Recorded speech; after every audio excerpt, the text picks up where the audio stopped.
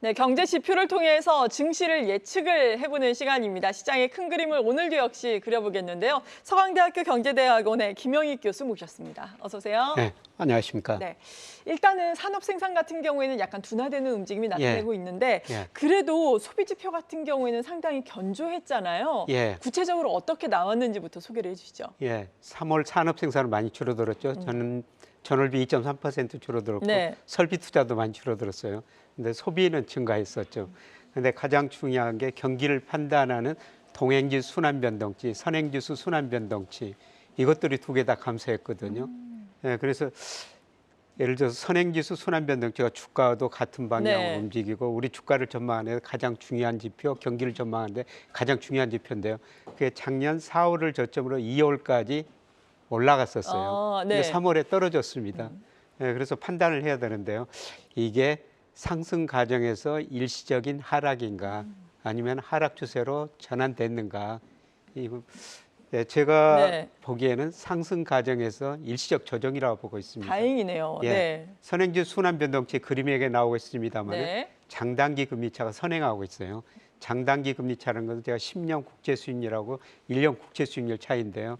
저게 4월에 그래도 이쪽으로 계속 올라오고 있거든요. 그러면 앞으로 선행지수 순환변동치도 증가한다는 겁니다. 저는 이런 의미에서 3월 선행지수 하락은 상승 과정에서 일시적이 아닌가 그렇게 판단하고 있습니다. 네, 그렇다면 증시도 일시적인 조정을 거치면서 올라갈 수 있겠다. 추세는 이렇게 보시는 거죠? 그렇죠. 4월에 이제 조정을 보였는데 저게 5월에 오른다면은 5월에도 다시 주가가 계속 오를 거라는 겁니다. 네, 그렇군요. 상승 과정에서 일시적인 조정이다라고 선행지수 순환 변동치에 대해서 말씀을 해주시면서 이 부분이 증시와의 연속성이 있다라고 언급을 해주셨습니다. 관련도가 상당히 높다라는 말씀이었고 수출 데이터도 지금 상당히 좋지 않습니까? 7개월 연속 증가세죠. 그렇습니다. 4월 수출이 전년 동월대 13.8% 증가했고요. 물론 그 수입도 증가했습니다만 무역 수지가 15억 달러 흑자났어요. 그런데 뭐 잘 알려진 것처럼 우리 수출을 주도하는 게 역시 반도체입니다. 반도체 수출 비중이 2018년에 20.9%였어요. 그런데 작년에 그 15.6%로 많이 줄어들었거든요. 우리 반도체 수출 절반 이상이 중국, 홍콩으로 가는데요. 중국, 홍콩이 나빴기 때문입니다. 그러나 올 4월까지 보니까 반도체 수출 비중이 18.4%로 많이 올라갔어요. 반도체가 우리 수출을 주도한다는 거죠. 그 다음에 선박 비중도 올라가고 있어요. 물론 선박은 3% 안팎인데요. 반도체하고 선박이 수출을 주도하고 있고요.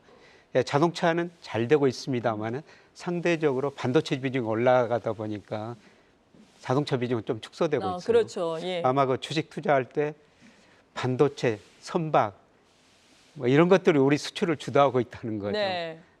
작년에는 자동차 비중이 많이 증가했었는데요. 작년에 그 자동차 주가가 많이 올랐었는데 올해는 상대적으로 자동차 비중은 상대적으로 축소고요.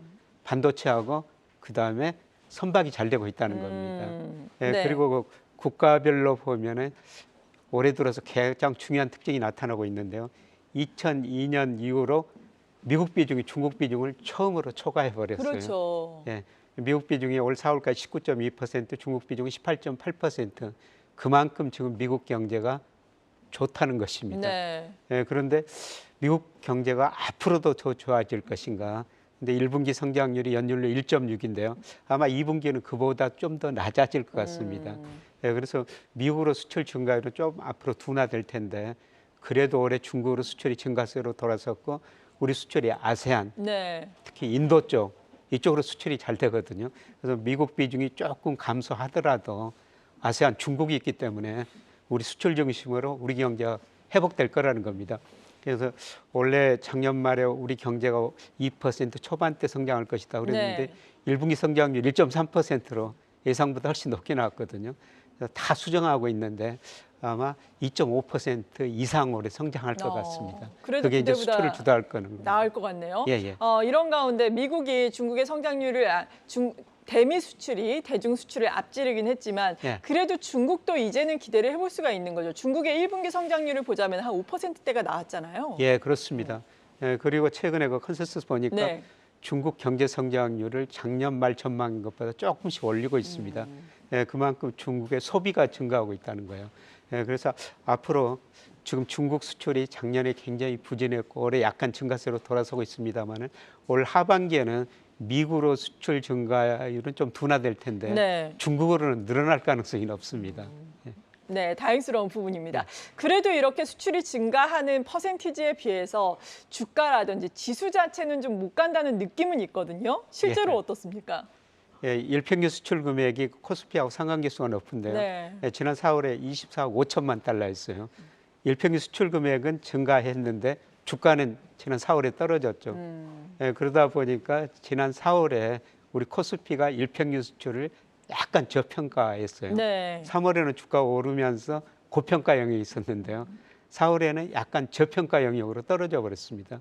이거는 다른 의미에서 일평균 수출을 보면은 우리 코스피가 5월에는 오를 수 있다. 아, 네. 예, 이런 식으로 해석이 그러니까 가능합니다. 앞으로 코스피의 추가 상승을 기대를 해도 된다 이런 말씀이신 예. 거죠. 뭐 당분간 조금 더 조정을 거칠 수 있는데 네. 저는 5월 중순에서 8월까지 우리 주가가 코스피가 한 단계 좀 도약하는 기간이 아닌가 그렇게 내다보고 있습니다. 네, 전망하신 것처럼 예. 도약을 하기를 기대를 해보겠습니다.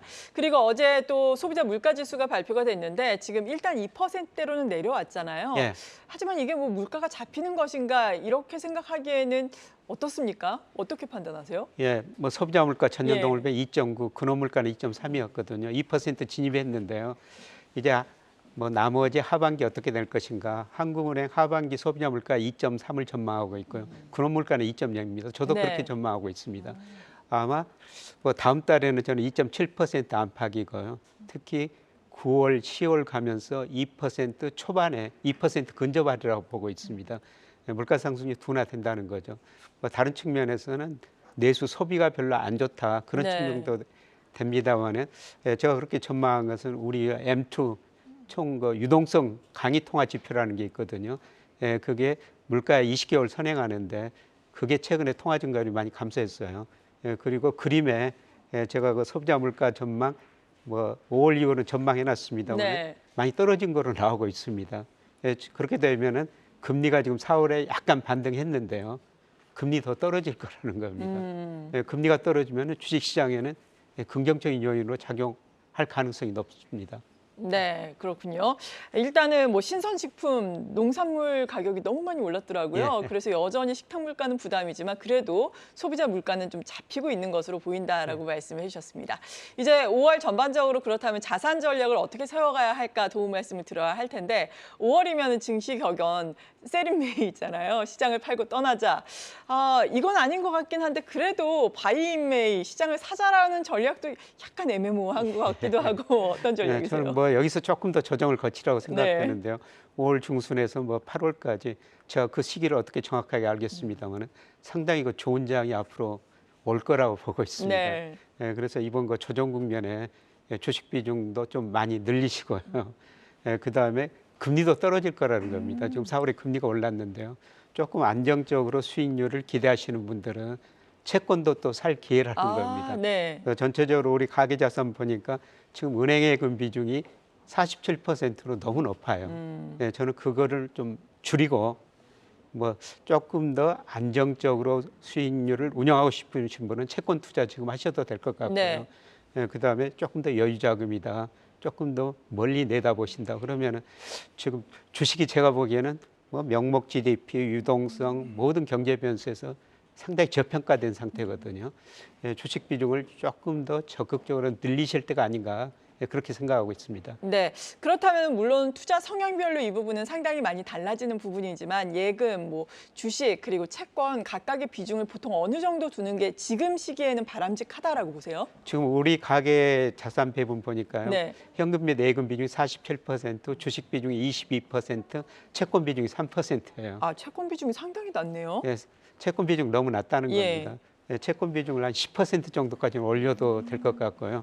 주식 비중을 뭐 22%, 한 30%, 네. 뭐 이 정도 올리셔도 될 것 같습니다. 네. 그런데 채권이라 하면 국내의 국채 얘기를 하시는 건지 아니면 해외 채권을 얘기를 하시는 건지 궁금해요. 국내 채권입니다. 뭐 해외 채권 사면은 뭐 엔화 채권, 네. 뭐 미국 국채 있는데요. 맞아요. 환율이라는 요소를 고려하되거든요. 그렇죠. 조금 더 복잡해집니다. 네. 그래서 단순하게 우리 채권 사시는 게 그리고 우리 물가 상승률이 미국보다 좀 더 빨리 낮아지고 있거든요. 그걸 보면 우리 금리가 미국 금리보다 더 빨리 낮아질 거예요. 그다음에 기준금리도 한국은행이 연준보다도 물가 상승률을 고려하면 더 빨리 내릴 수가 있다는 겁니다. 그럴 수 있죠. 예. 예, 그러면은 우리 채권 사셔야 된다는 겁니다. 우리 국채 중심으로요. 네. 만기가 긴 것들, 뭐 20년짜리 정부가 발행하는 30년짜리, 뭐 10년짜리도 괜찮고요. 네. 뭐 20년짜리 이 정도 사셔도 괜찮을 것 같습니다. 네, 그렇군요. 주식 비중을 적극적으로 늘려갈 때 그리고 더불어서 우리나라의 채권 비중 뭐 10년, 20년, 30년 만기 비중을 늘려갈 수 있을 때다라고 투자의 조언까지 말씀해 주셨습니다. 서강대학교 경제대학원의 김영익 교수와 함께했습니다. 감사합니다. 네, 고맙습니다. 계속해서 다양한 경제 이슈를 알고 싶다면 구독과 좋아요, 알림 설정 부탁드립니다. AI 캐스터 권미정이었습니다.